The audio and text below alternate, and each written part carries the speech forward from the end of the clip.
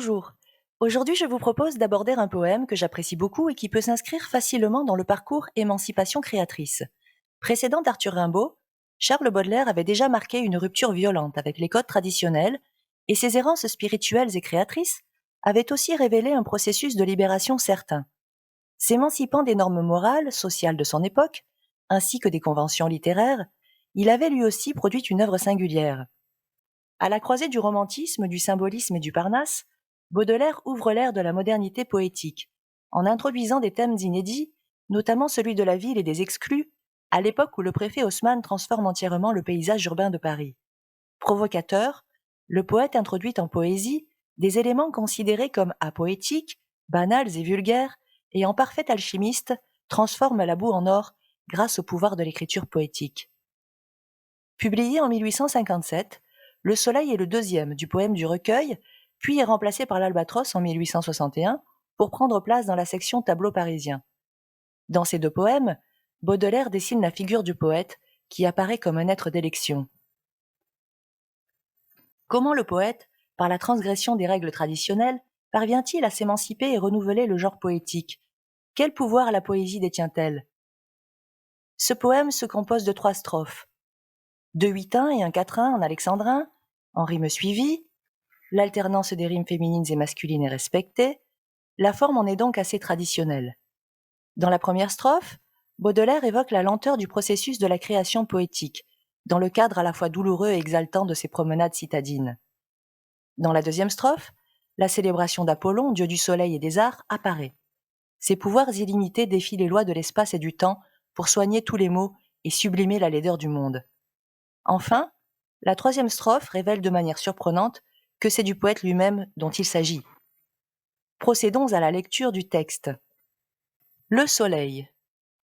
Le long du vieux faubourg, où pendent aux masures les persiennes, abri des secrètes luxures, quand le soleil cruel frappe à traits redoublés sur la ville et les champs, sur les toits et les blés, je vais m'exercer seul à ma fantasque escrime, flairant dans tous les coins les hasards de la rime, trébuchant sur les mots comme sur les pavés, heurtant parfois des vers, depuis longtemps rêvés.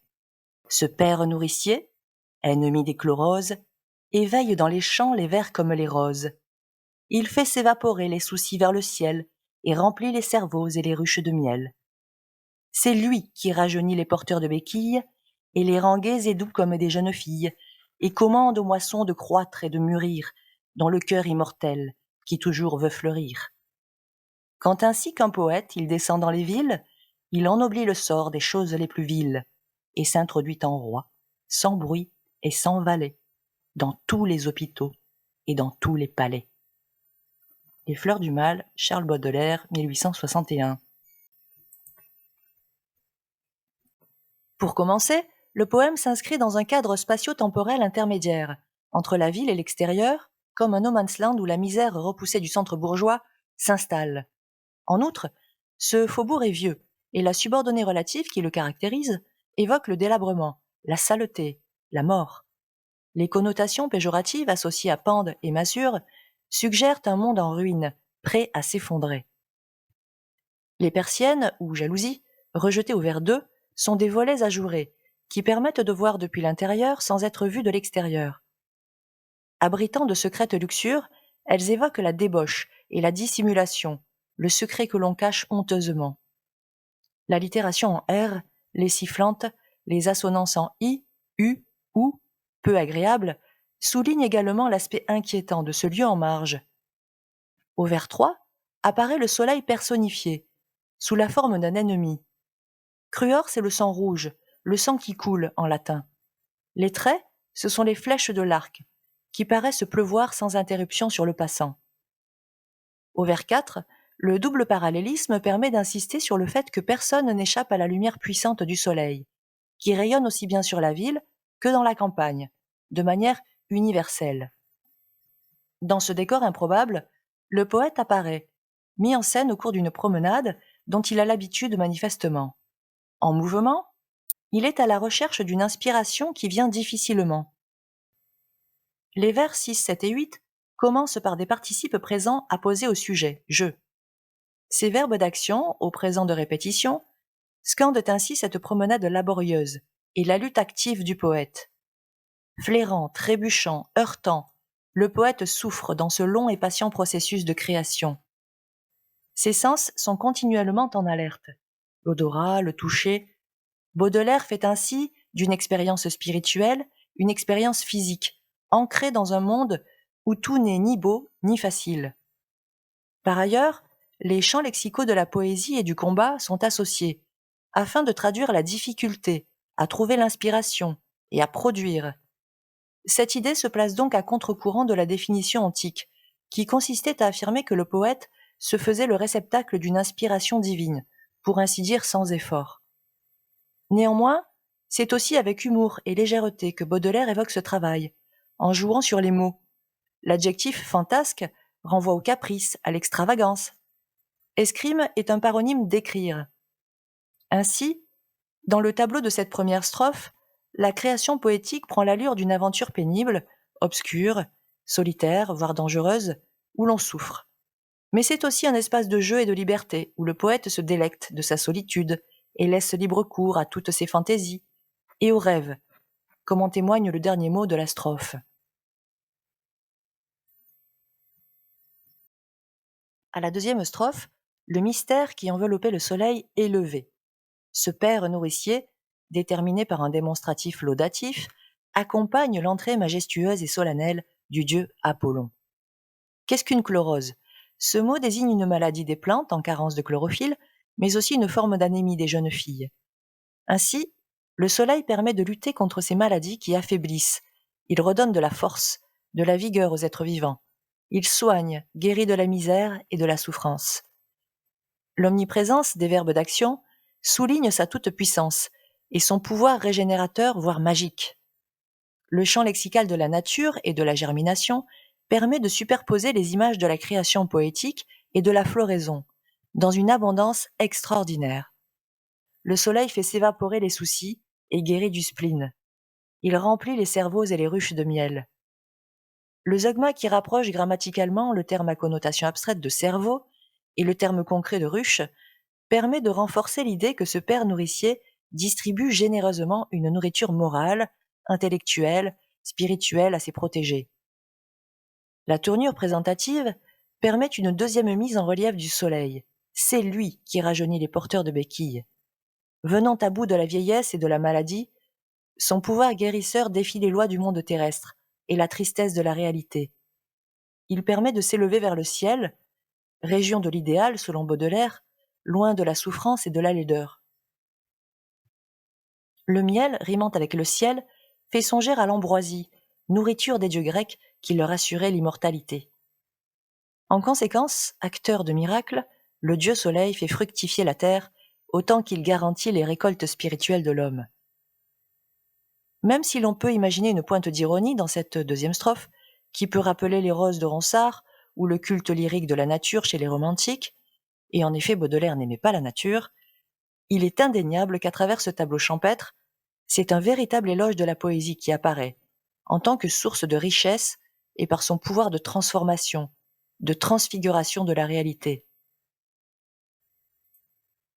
Enfin, le poète errant, le poète voyageur, surgit dans la dernière strophe de façon très surprenante. Dans une comparaison inversée, Baudelaire ne compare pas le poète au soleil, mais c'est le contraire ici, rehaussant et mettant sur un piédestal le poète qui dépasse ainsi le dieu. Il descend de sa sphère au milieu des mortels. À travers l'antithèse, entre le verbe ennobli et le superlatif les choses les plus viles, le poète a le pouvoir de métamorphoser et d'inverser le cours du monde. Baudelaire introduit dans ce poème le thème de la ville, mais aussi des mots inattendus, tels que porteurs de béquilles, hôpitaux, ce qui est alors inconcevable à cette époque. Les faibles, la misère, font ainsi leur entrée en poésie. Humblement, discrètement, sans bruit et sans valet, le poète roi prodigue ses bienfaits et redonne vie et dignité à la misère et au malheur. Rien ne lui échappe. Il s'introduit partout et n'exclut aucune réalité, comme le souligne l'emploi répété de l'indéfini « tout ». Les rythmes binaires et parallélismes, toujours présents dans ce quatrain final, permettent de réunir des réalités inconciliables, richesse et pauvreté, le divin et l'humain, le noble et le vulgaire. Enfin, le dernier mot du poème, Palais, fait ainsi écho avec le faubourg initial. L'écriture poétique a permis d'opérer cette transformation de la boue en or. Les masures de banlieue sont devenues palais royaux. En conclusion, ce poème fait office d'art poétique pour Baudelaire. Il y célèbre la création poétique et la figure du poète, montrant les pouvoirs illimités de la poésie.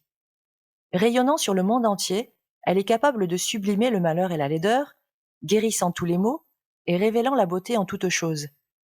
Ce texte serait à mettre en parallèle, bien sûr, avec la définition du poète mage et visionnaire de Victor Hugo dans La fonction du poète, celle du poète voyant d'Arthur Rimbaud dans sa lettre à Paul Démony. Le poète n'est pas uniquement l'être exclu, présenté dans l'Albatros ou le Crapaud de Corbière, c'est aussi celui qui sait s'émanciper de sa condition malheureuse, qui sait voir et révéler la beauté en chaque chose et faire de sa boue un joyau littéraire.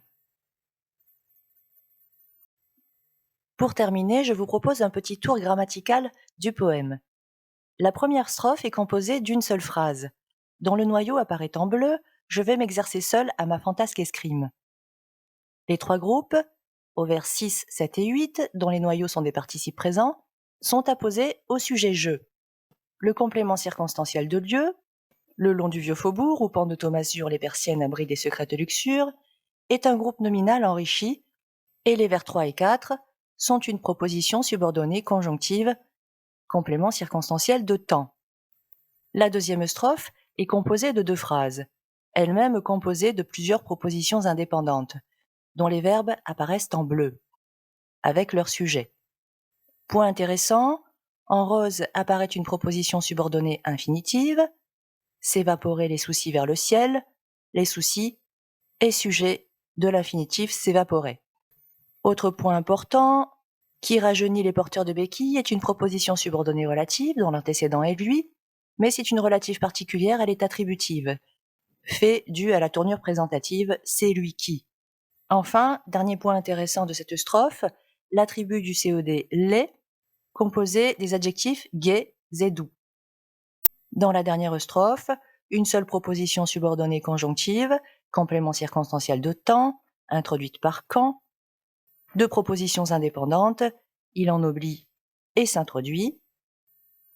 Et pour terminer, les valeurs du présent de l'indicatif dans ce poème, assez facile à identifier, le présent d'habitude, celui de description, pende par exemple, et celui de vérité générale ou atemporelle surtout, dans les strophes 2 et 3. Nous en avons terminé pour aujourd'hui, je vous dis à très bientôt.